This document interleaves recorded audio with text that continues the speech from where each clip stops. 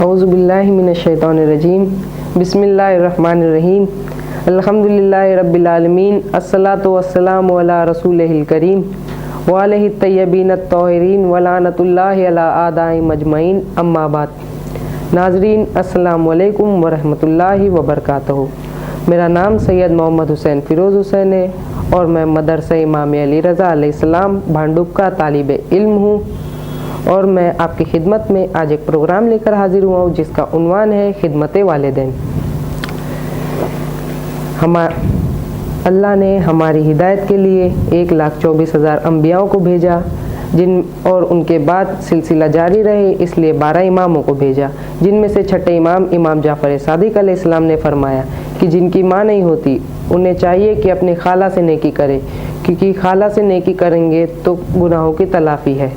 سوچو، اگر خالہ سے نیکی کرو گے تو گناہوں کی تلافی ہے، اور اگر خود ماں سے نیکی کرو گے تو اس کا اجر کیا ہوگا۔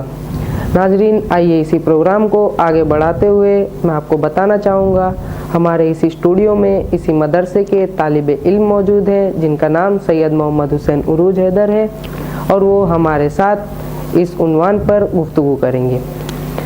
علی بھائی، السلام علیکم ورحمۃ اللہ وبرکاتہ۔ وعلیکم السلام ورحمۃ اللہ وبرکاتہ۔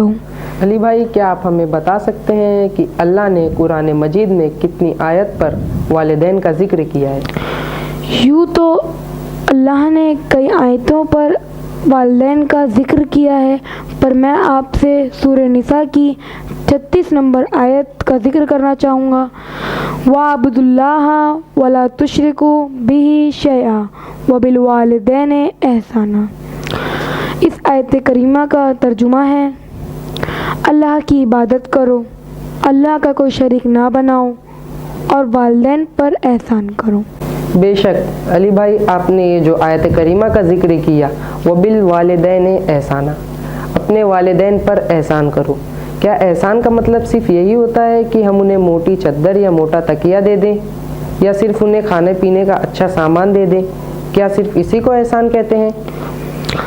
نہیں، صرف اسی کو احسان نہیں کہتے کہ اچھا کھانا دے دیں، اچھی تو گھر دے دیں رہنے آرام کرنے کے لیے، اس کو احسان کہتے ہیں، پر اس کے ساتھ ہمیں اچھا اخلاق دینا ہے، اچھی عبادت کرنا ہے، ان کے ساتھ ان کی خدمت کرنا ہے اور ان کو راضی رکھنا ہے۔ بے شک علی بھائی، آپ نے صحیح کہا کہ ہمیں ان کو راضی رکھنا ہے، کیونکہ وہ راضی رہیں گے تو اللہ بھی ہم سے راضی رہے گا۔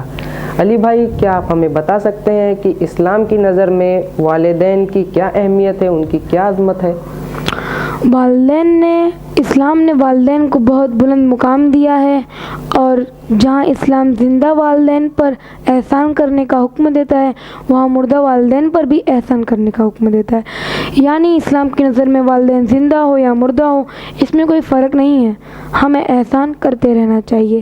اگر انسان والدین کے ساتھ اچھا سلوک کرے گا تو اس کی زندگی کے مراحل، مال و دولت، عزت، آبرو میں بہت اضافہ ہوگا، پر وہی انسان اگر والدین کے ساتھ برا سلوک کرتا ہے تو اس کی زندگی کے ہر کام میں کمی آ جائے گی۔ علی بھائی، ہمارا یہ جو عنوان ہے خدمت والدین، ان کی سب سے بڑی مثال ہے جناب فاطمہ زہرا سلام اللہ علیہا۔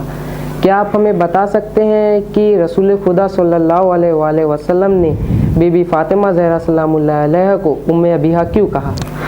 رسول خدا صلی اللہ علیہ وآلہ وسلم نے فاطمہ زہرا سلام اللہ علیہا کو اسی لیے ام ابیہا کہا کیونکہ ام ابیہا کا معنی ہی ہوتا ہے والد کی ماں، کیونکہ فاطمہ زہرا سلام اللہ علیہا نے اتنا اچھا کردار اپنے والد کے ساتھ نبھایا کہ ان کو ماں کی کمی ہونے نہیں دی، اس لیے رسول خدا صلی اللہ علیہ وآلہ وسلم نے اپنی بیٹی فاطمہ زہرا سلام اللہ علیہا کو ام ابیہا کہا۔ بے شک علی بھائی، یہ جو آج کل کا زمانہ ہے اسے وہ جانتے نہیں کہ ماں باپ کے ساتھ کس طرح سلوک کرنا چاہیے۔ علی بھائی، کیا آپ ہمیں بتا سکتے ہیں کہ والدین کے ساتھ کیسا سلوک کرنا چاہیے؟ والدین کے ساتھ دل کی گہرائیوں سے محبت کرنی چاہیے، اور ان نرم لہجے میں بات کرنا چاہیے، ان کو خوش رکھنا چاہیے، ان کا صدقہ اور خیرات نکالنا چاہیے، ان پر احسان اور نیکی کرتے رہنا چاہیے۔ ضرورت پڑے تو ہمیں ان کے ساتھ माल दौलत से भी खिदमत करनी चाहिए, उनकी वाजिबात को अदा करना चाहिए।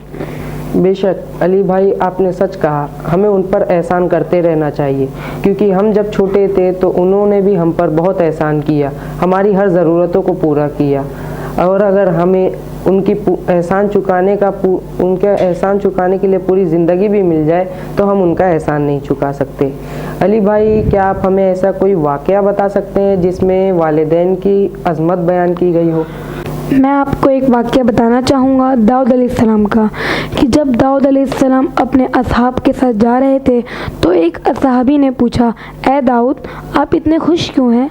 तो दाऊद अलैहिस्सलाम फरमाते हैं, मैं सोचता हूँ मुझसे ज़्यादा इस दुनिया में और कौन खुदा की इबादत करता होगा।